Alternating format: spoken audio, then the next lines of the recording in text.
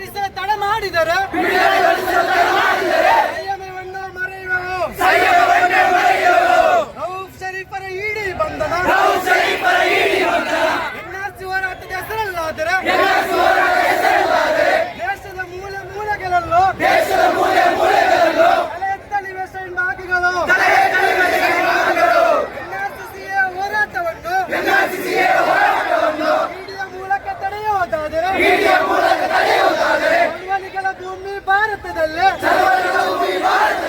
ಕ್ರಾಂತಿಯ ಕಿಚ್ಚನ್ನು ಹಚ್ಚುವೆವು. ಮೋದಿ ಸರ್ಕಾರದ ಮೋಸದಾಟ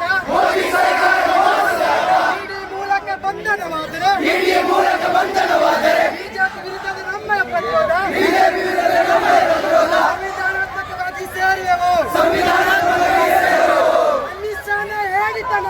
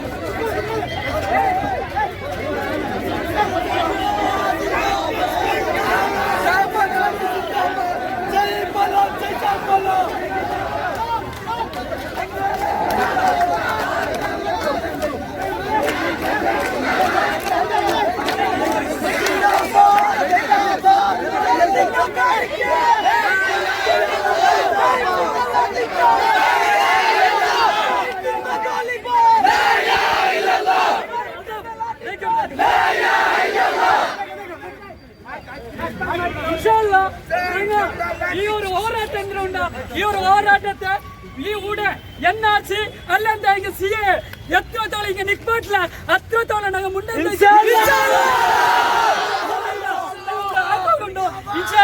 ಎಲ್ಲರ ಸಹಕಾರ ಹಾಕೋರು ಇಂದು ಪೊಲೀಸರಾಗ ഞങ്ങൾ ಅರೆಸ್ಟ್ ಹಾಕೋರು ಇಂದು ഞങ്ങൾ ಅರೆಸ್ಟ್ ಹಾಕೋರು ಇನ್ಶಾಅಲ್ಲಾ ഒരു കാലം ഞങ്ങൾ ഉണ്ടോ അന്റെ ഞങ്ങൾ ഈ അറസ്റ്റ് പേടിക്കില്ല എത്ര പേടിക്കില്ല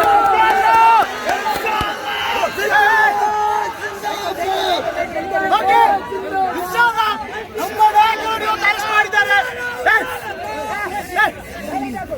ಏನು ನಮ್ಮ ರಾಷ್ಟ್ರೀಯ ಕಾರ್ಯದರ್ಶಿ ರೌಫ್ ಶರೀಫ್ ಜೈಲಿನಲ್ಲಿರುವಾಗ ನಮ್ಮ ನಾಯಕರು ನಮ್ಮ ಕಾರ್ಯಕರ್ತರು ಜೈಲಿಗೆ ಹೋಗೋದು ಹೊಸತೇನಲ್ಲ ನಮಗೆ ಖಂಡಿತವಾಗಿಯೂ ನಮ್ಮ ರಾಷ್ಟ್ರೀಯ ಕಾರ್ಯದರ್ಶಿಯನ್ನು ಬಿಡುಗಡೆ ಮಾಡುತ್ತಿದ್ದಾರೆ ಇದಕ್ಕಿಂತ ತೀವ್ರ ರೀತಿಯಲ್ಲಿ ಮುಂದಿನ ದಿನಗಳಲ್ಲಿ ನಮ್ಮ ಹೋರಾಟ ನಡೆಯಲಿದೆ ಅದಕ್ಕೂ ಕೂಡ ನೀವು ತಯಾರಾಗಿರ್ಬೇಕು ಈಗ ನಾಯಕರು ಬಂಧಿಸಿದ್ದಾರೆ ಇಲ್ಲಿರುವಂತಹ ಪ್ರತಿ ಕಾರ್ಯಕರ್ತರು ಶಾಂತಿಯುತವಾಗಿ ಇಲ್ಲಿಂದ ತೆರಳಬೇಕು ಶಾಂತಿಯುತವಾಗಿ ಇಲ್ಲಿಂದ ಹಿಂದಕ್ಕೆ ಹೋಗಿ ಯಾರು ಕೂಡ ಹಿಂದಕ್ಕಿದು ಮುಂದಕ್ಕೆ ಹೋಗಬೇಡಿ ನಮ್ಮ ನಾಯಕರನ್ನು ಅರೆಸ್ಟ್ ಮಾಡಿದ್ದಾರೆ ಇಲ್ಲಿಗೆ ಹೋರಾಟ ನಿಲ್ಲುವಂತದಲ್ಲ ಇವರನ್ನು ಬಿಡುಗಡೆ ಮಾಡದಿದ್ರು ಕೂಡ ನಾವು ಮತ್ತೊಮ್ಮೆ ಮುತ್ತಿಗೆ ಹಾಕುವಂತ ಸಿದ್ಧತೆ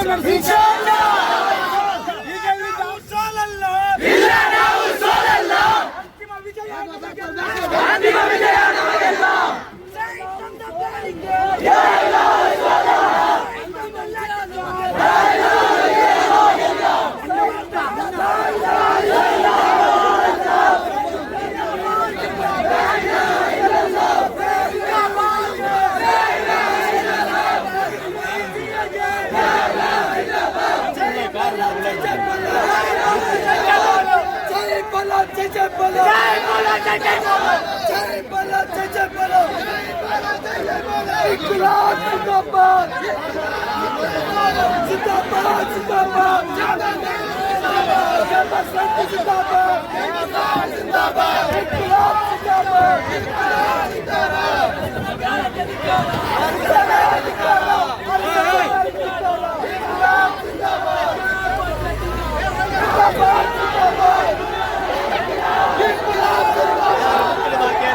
मित्र वाक्य है हमारा साहब